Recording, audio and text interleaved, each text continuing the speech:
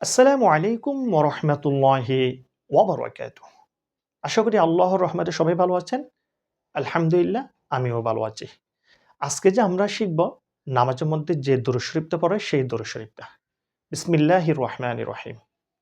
আল্লাহুম্মা সাল্লি আলা মুহাম্মাদ ওয়া আলা আলি মুহাম্মাদ কামা সাল্লাইতা আলা ইব্রাহিম وعلى آل إبراهيم إنك حميد مجيد اللهم بارك على محمد وعلى آل محمد كما باركت على إبراهيم وعلى آل إبراهيم إنك حميد মাজিদ।